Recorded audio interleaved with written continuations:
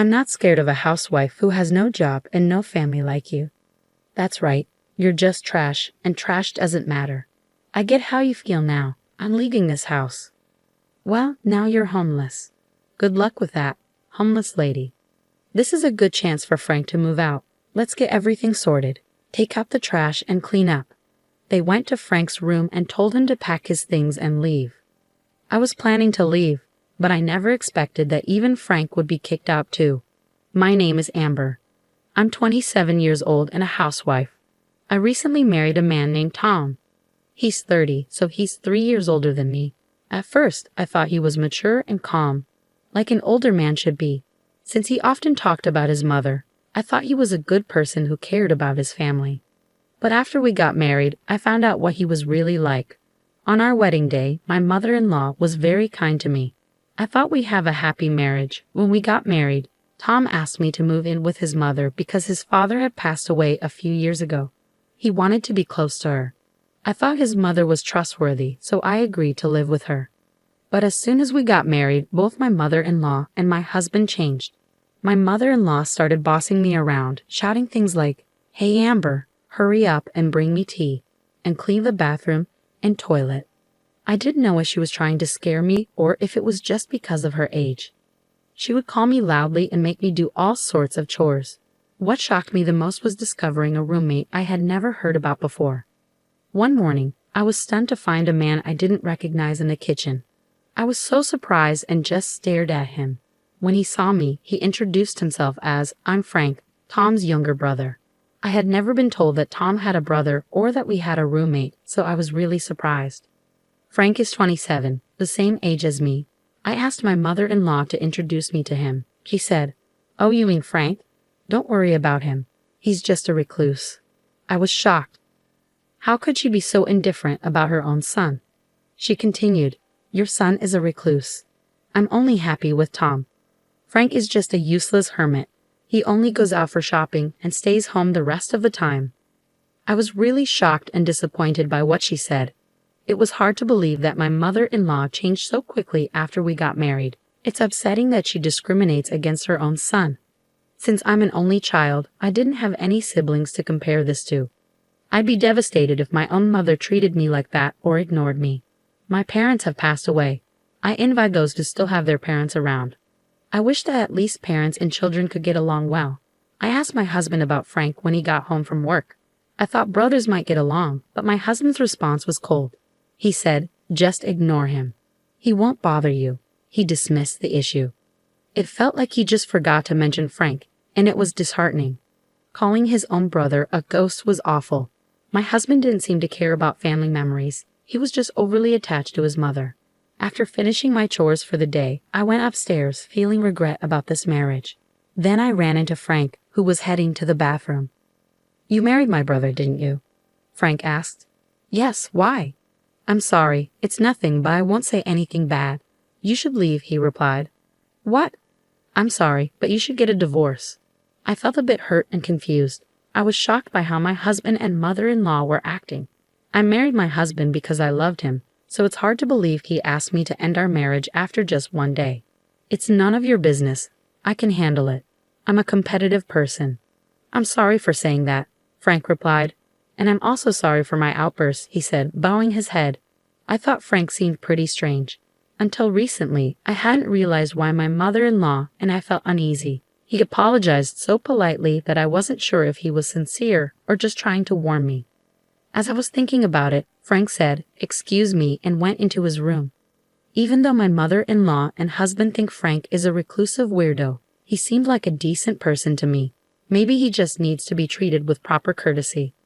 The next morning, while I was setting the table for breakfast, Frank came downstairs and wanted a drink. I said, "Good morning, Frank. Why don't you join us for breakfast?" "Good morning, Amber." "Thanks for inviting me," Frank replied, and he sat down. "Amber, I'm not going to eat breakfast with that person. Just finish making the breakfast," my mother-in-law shouted at me. Frank quickly got up and went back to his room. I wanted to apologize for my strong reaction the day before, but I wasn't sure how to fix things. My mother-in-law told me, "All you need to do is housework. Don't do anything extra, okay?" She gave me a harsh look. I was shocked by her tone especially since I was the bride-to-be. My husband's attitude toward me had changed a lot. What's going on? Today's menu is curry. You should have told me earlier. I had curry for lunch too. What's wrong with that? Why didn't he call me and let me know he had curry for lunch and wanted something else? My husband kept yelling, and I stayed silent. Hey, you're not apologizing. Who do you think you are? You're here to do housework. Remember that. I was stunned and stayed silent. It felt like Tom didn't love me. He just wanted a housekeeper. It was awful. How could he be so calm while treating me like this? They didn't care about me. They only wanted to make their lives easier. They were using me. Seeing them laughing and watching TV in the living room, I went upstairs. Once I was alone, I started crying. Then Frank appeared and offered me a handkerchief. I'm sorry, I'm so sorry, he said gently. I quickly wiped my tears. Sorry for using your handkerchief. No, I gave it to you because I wanted you to use it. I heard what my brother and mother said. I knew it. They're the worst. When my brother-in-law said he knew it, I asked him what he meant. He explained that he had been in a similar situation before.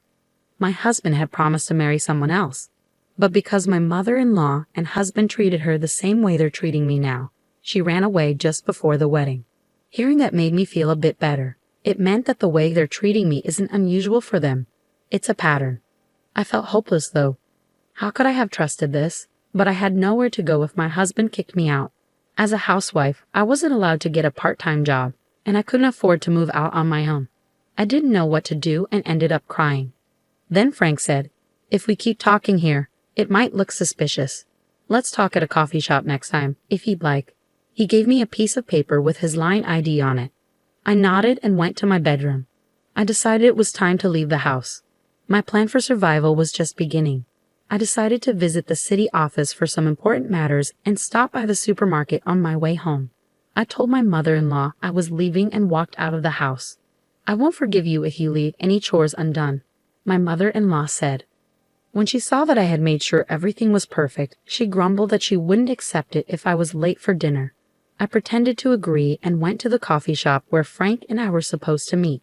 At the coffee shop, I told Frank that my parents were gone, and I couldn't rely on them for support anymore. I'd also mentioned that I had canceled my rental house and quit my job. I explained that I would have to start everything over from scratch. It's hard to move out of the house under these conditions, isn't it? The biggest challenge is dealing with work.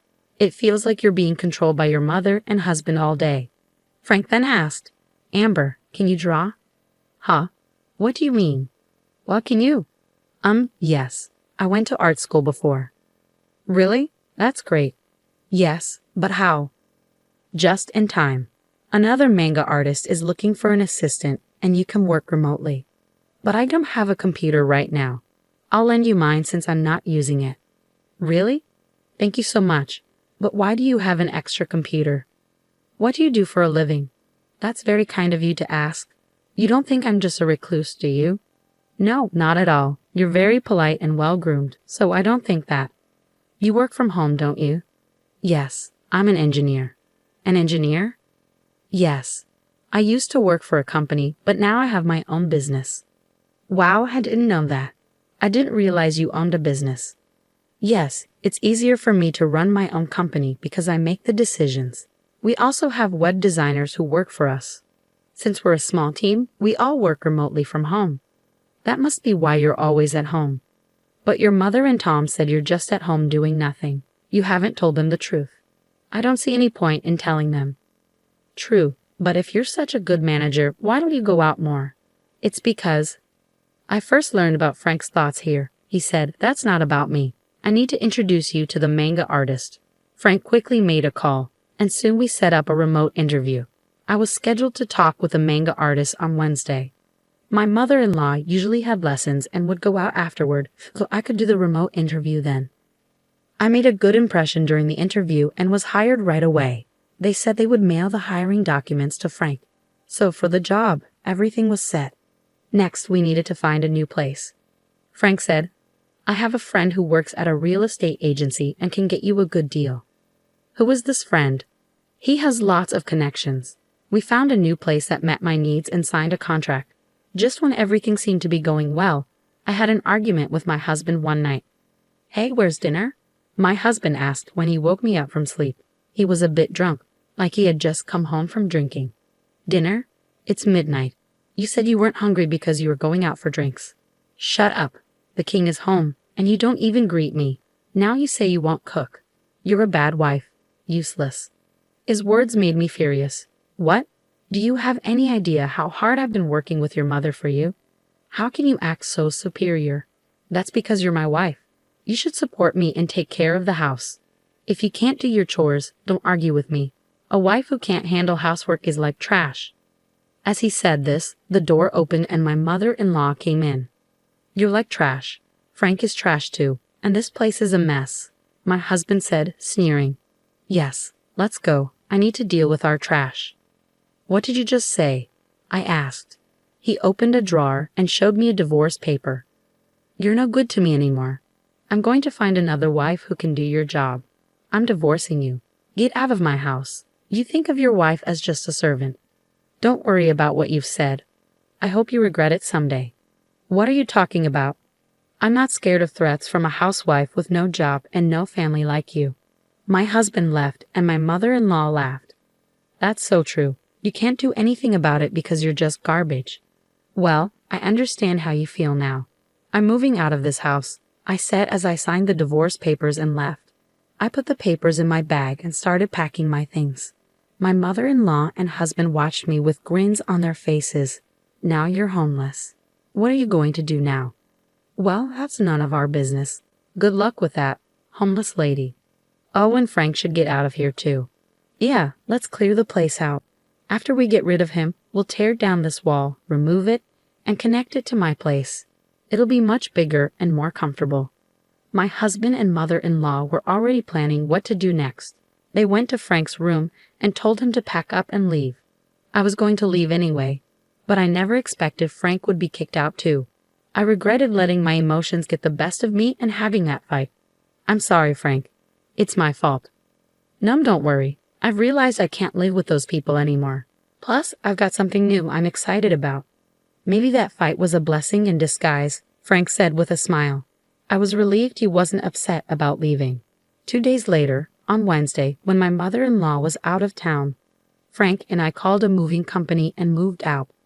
You finished moving. My mother-in-law called my new place. Don't worry, we've already left. Frank moved with you, right? Yes, we moved out together. I'm glad I don't have to see you two anymore, my mother-in-law said, ending the call cheerfully. What she didn't know was that Frank and I were planning our revenge. I had just moved into our rented house and was starting fresh. Thanks to Frank, I received a substantial amount from my husband in the divorce. Frank had secretly recorded my husband and mother-in-law's harsh comments during our fight. These comments were considered harassment, so the divorce was ruled to be due to their actions. As a result, I was awarded a large alimony payment, which was my first taste of revenge. Frank's lawyer friend handled the alimony case for me. My husband was shocked and agreed to the payment. I was grateful for Frank's help, even though I still wondered who his lawyer friend was. A few days later, my ex-mother-in-law called me several times, like a persistent demon. I thought I had forgotten to block her number, so I answered. Amber, where are you? I'm not telling you. I'm a stranger now. Please don't say that. I'm calling because... where's Frank? Huh? Why are you asking about Frank? I'm trying to find him but can't reach him. That's too bad. Maybe he doesn't want to see you anymore. I taunted her. The tone changed. Don't be silly. You moved out together. You must know where he is. A bunch of jerks. I know where he is, but I won't tell you. Look for him yourself. Where are you anyway? You have no home, no job, no place to live. If you beg me, I might let you come back, but you'd have to be my housekeeper. I'm not coming back. I have a job and a place to live now. I don't need to come back to you. That's a lie. My ex-husband was surprised that I had moved on so quickly. Well, I don't mean to correct him. Please don't call me again. If you do, I'll call the police. Wait a minute. I ended the call and blocked my mother-in-law's number. I had already blocked my ex-husband's number. They were panicking because they had just realized the truth. They mistakenly thought my father-in-law left them a lot of money, but it was actually Frank who had been sending money to their account every month. My mother-in-law thought Frank was a recluse and unemployed, not knowing he was secretly providing for them. When Frank was kicked out, He stopped the money transfers.